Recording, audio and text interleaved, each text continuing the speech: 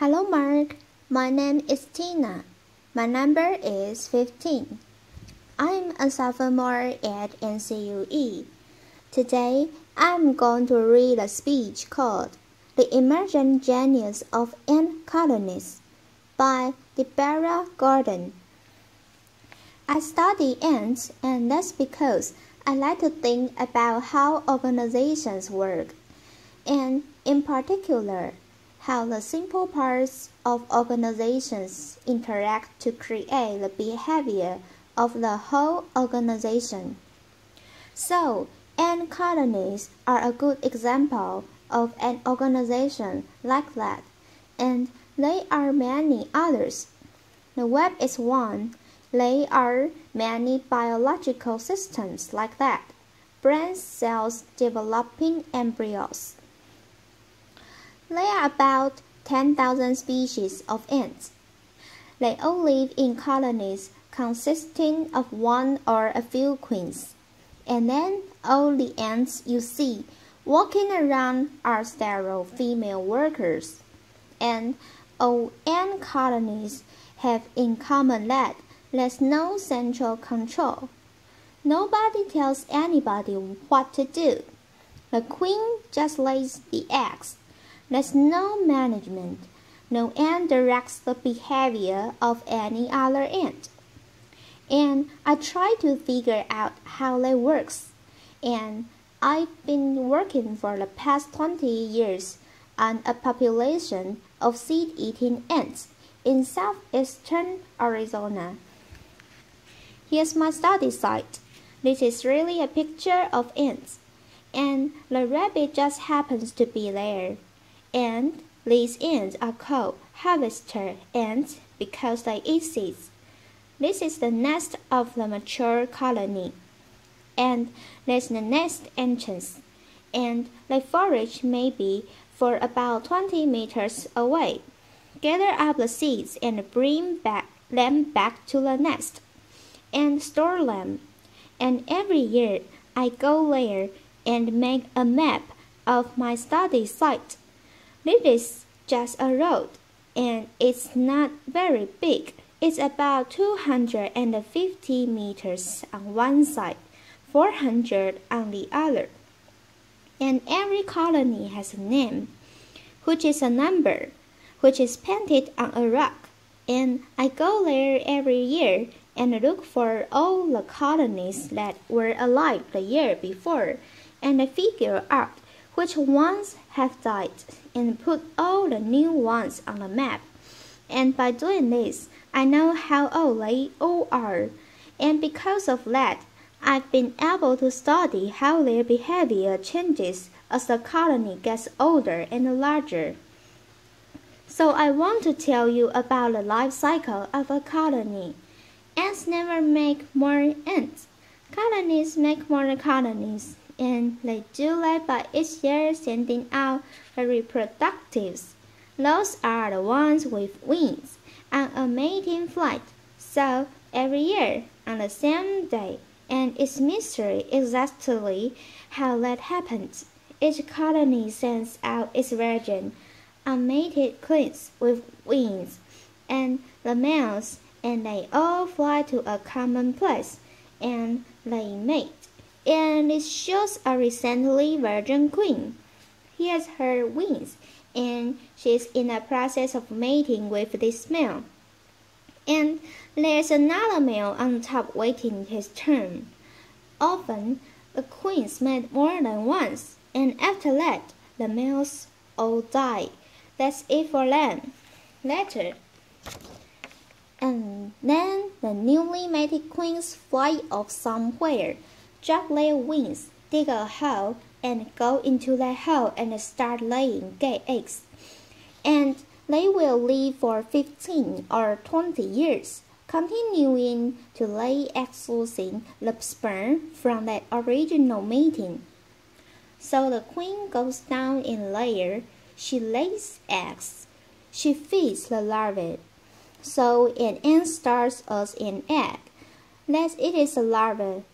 She feeds the larvae by regurgitating from her fat reserves. Then, as soon as the ants the first group of ants emerge. They are larvae, but they are pupa. They come out as adult ants. They go out, they get a food, they dig the nest, and the queen never comes out again. So this is a 1-year-old colony. This happens to be 536. That's the nest entrance. That's a pencil for scale. So this is the colony founded by a queen the previous summer. This is a 3-year-old colony.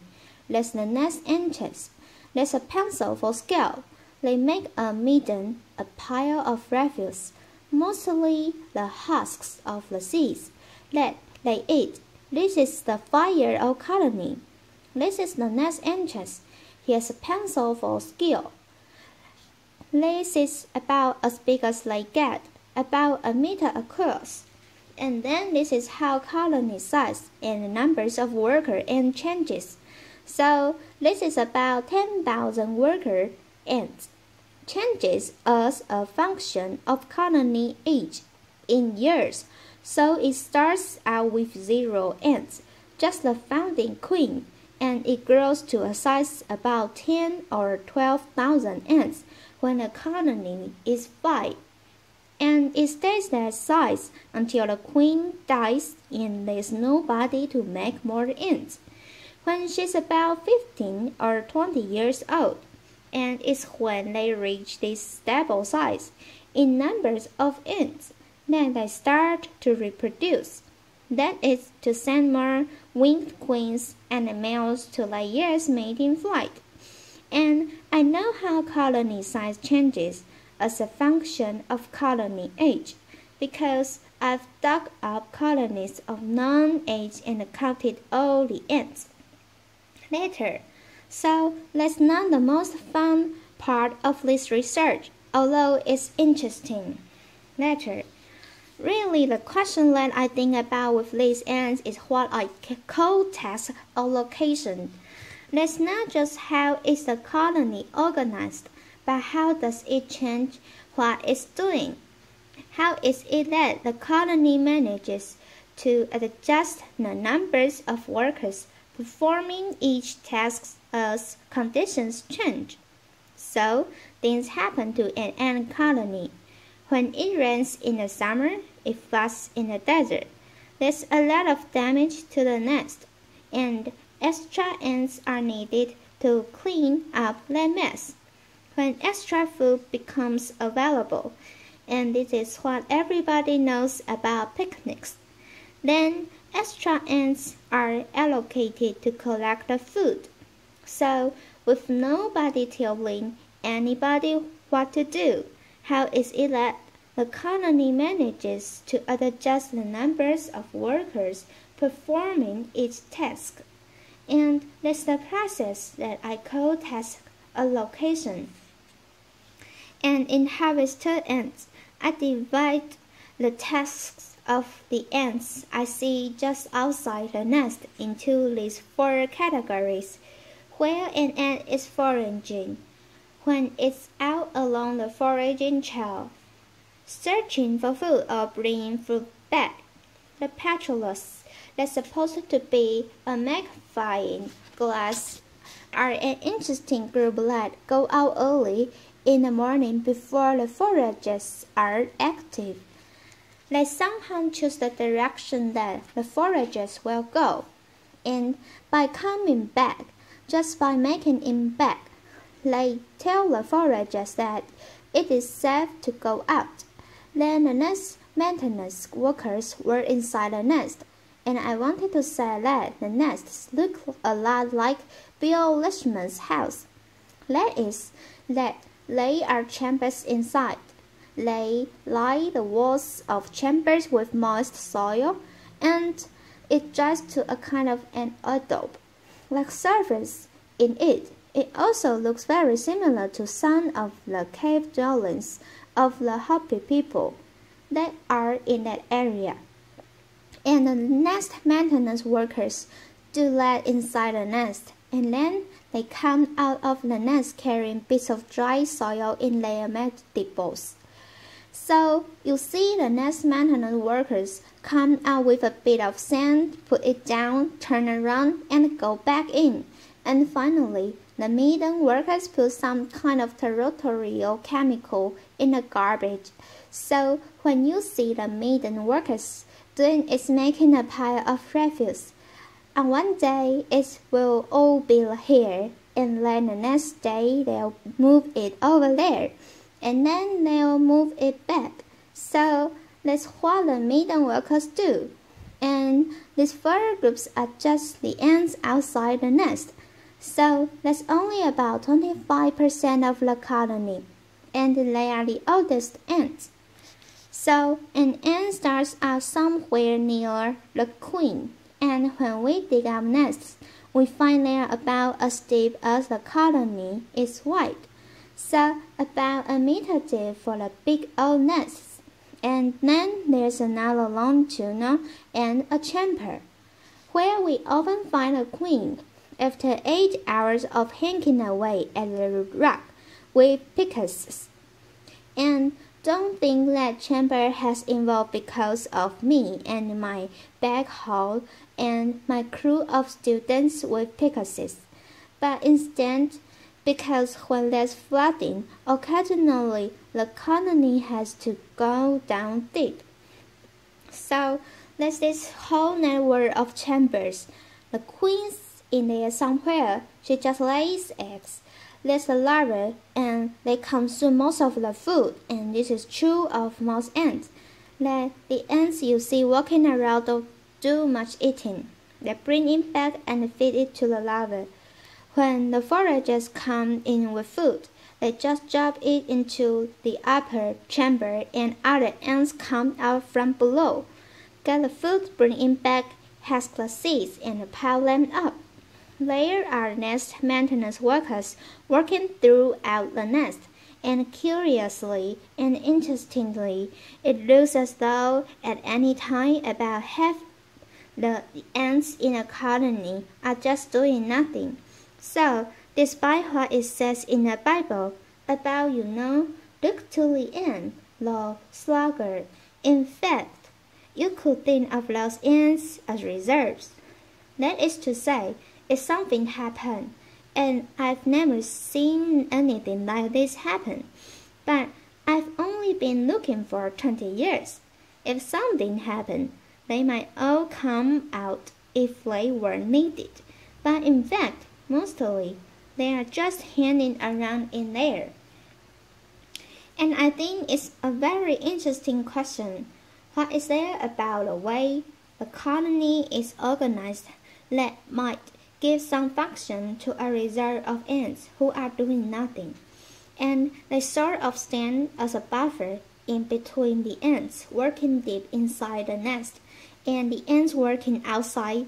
And if you mark ants, they are working outside and deep out a colony. You never see them deep down. So what's happening is that the ants were inside the nest when they are younger.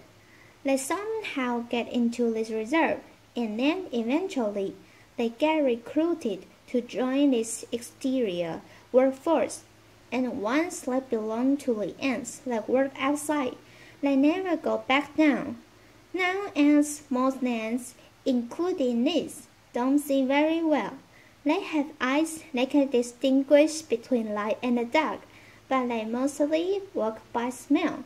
So, just to reinforce that what you might have thought about Ant Queen isn't true, even if the queen did have the intelligence to send chemical messages through this whole network of chambers to tell the ants outside what to do, there is no way that such messengers could make it in time to see the shifts in the allocation of workers that we actually see outside the nest.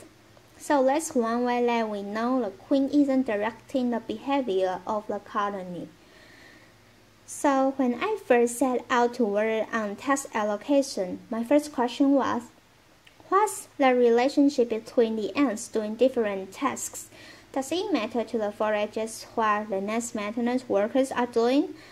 Does it matter to the middle workers what the patriots are doing? And I was working in the context of a view of ant colonies in which each ant was somehow dedicated to its task from birth and sort of performed independently of the others, knowing its place on the assembly line.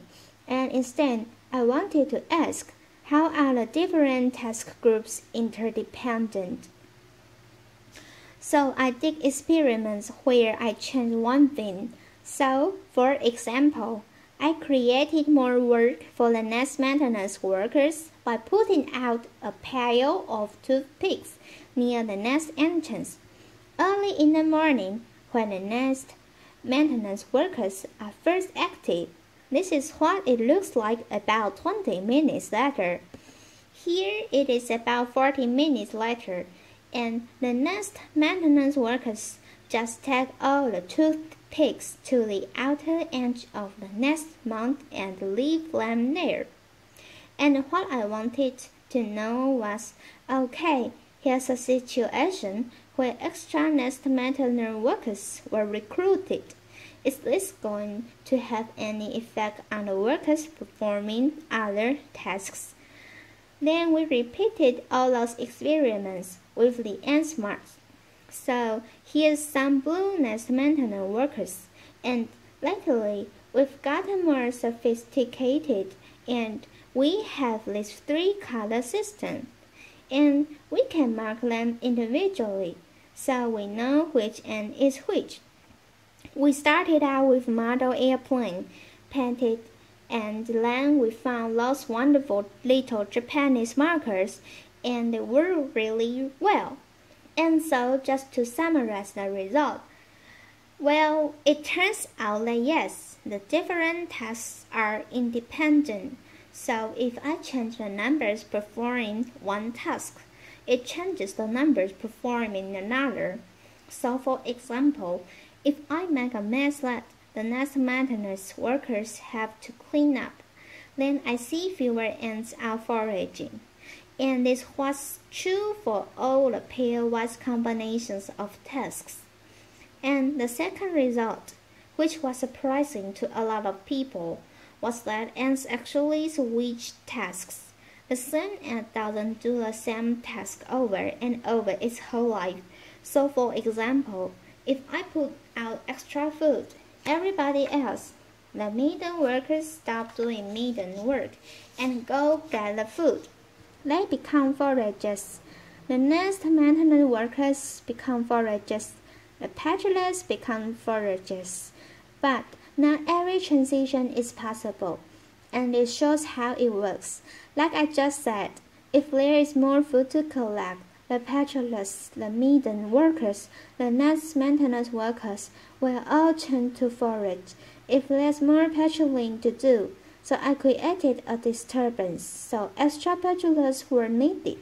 The nest maintenance workers will switch to patrol, but if more nest maintenance work is needed, for example, if I pull out a bunch of toothpicks, then nobody will ever switch back to nest maintenance. They have to get nest maintenance workers from inside the nest. So foraging acts as a seek, and the ants inside the nest act as a source. And finally, it looks like each ant is deciding moment to moment whether to be active or not. So, for example, where there's extra net maintenance work to do, it's not that the foragers switch over. And now I know that they don't do that, but the foragers somehow decide not to come out. And here was the most intriguing result, the task allocation. This process changes with colony age, and it changes like this. When I do these experiments with other colonies, so ones that are 5 years or older, they are much more consistent from one time to another and much more homeostatic. The worse things get, the more I hassle them, the more they act like undisturbed colonists. whereas the young, small colonies, the 2-year-old colonies of just 2,000 ants, are much more variable. And the amazing thing about this is that an ant lives only a year. It could be this year or this year. So the ants in the older colony that seem to be more stable are not any older than the ants in the younger colony. It's not due to the experience of older, wiser ants. Instead, something about the organization must be changing as the colony gets older.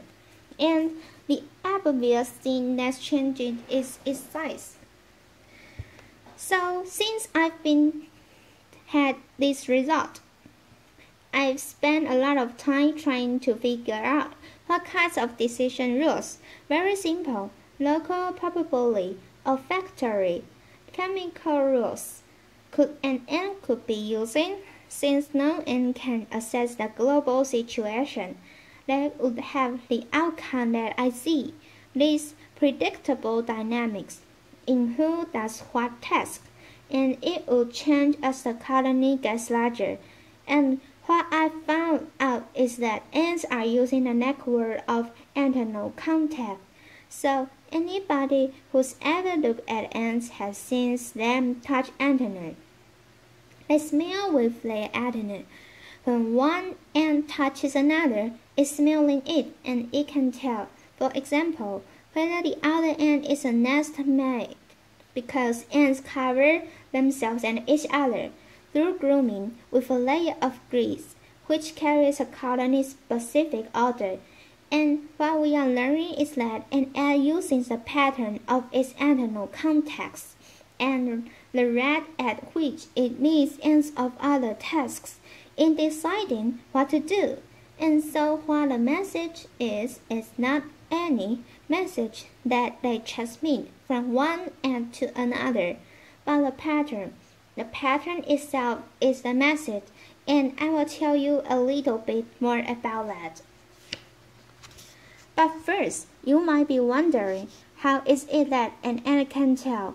For example, I'm a forager. I expect to meet another forager every so often. But if instead I start to meet a higher number of nest maintenance workers, I'm less likely to forage. So it has to know the difference between forager and a nest maintenance worker.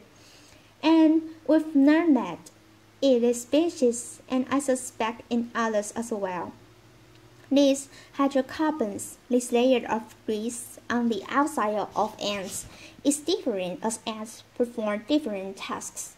And we've done experiments that show that that's because the larger an ant stays outside, the more the simple hydrocarbons on its surface change, and so they come to smell different by doing different tasks. And they can use that task-specific odor in particular hydrocarbons. They can use that in their brief antennal contexts to somehow keep track of the rate at which they are meeting ends of certain tasks. And we've just recently demonstrated this by putting an extract of hydrocarbons on little glass beads and dropping the beads gently down into the nest entrance at the right rate.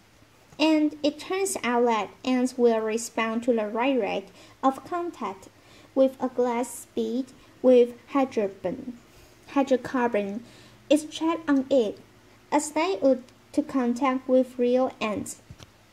So I want now to show you a bit of film, and this will start out first of all showing you the nest entrance. So the idea is that ants are coming in and out of the nest entrance.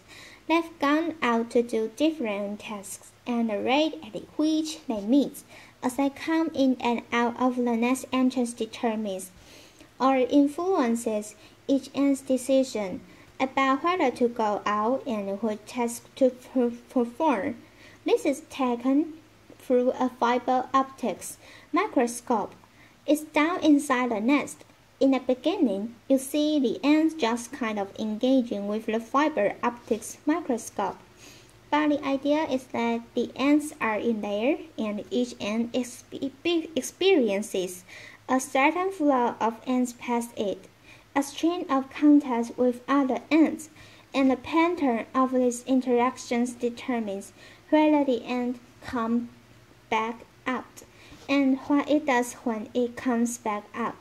You can also see this in the ants just outside the nest entrance like this. Each ant, then as it comes back, it is contacting other ants, and the ants that are waiting just inside the nest entrance to decide whether to go out on their next trip are contacting the ants coming in. So, what's interesting about this system is that it's messy, it's variable, it's noisy, and in particular, in two ways. The first is that the experience of each ant can be very predictable because the rate at which ants come back depends on all the little things that happen to an ant as it goes out and does its task outside. And the second thing is that an ant's ability to assess this pattern must be very crude because no ant can do any sophisticated counting. So we do a lot of simulation and modeling and also experimental work to try to figure out how those two kinds of noise combine to, in the aggregate, produce the predictable behavior of ant colonies. Again, I don't want to say that this kind of haphazard pattern of interactions produces a factory that works with the precision and efficiency of clockwork. In fact, if you watch ants at all, you end up trying to help them because they never seem to be doing anything exactly the way that you think that they ought to be doing it. So it's not really that out of this haphazard contest, perfection arises, but it works pretty well. Ants have been around for several 100 million years. They cover the earth except for Antarctica. Something that they are doing is clearly successful enough that this pattern of haphazard context in the aggregate produces something that allows ants to make a lot more ants. And one of the things that we are studying is how natural selection might be acting now to shape this use of interaction patterns. This network of interaction patterns to perhaps increase the foraging efficiency of ant colonies.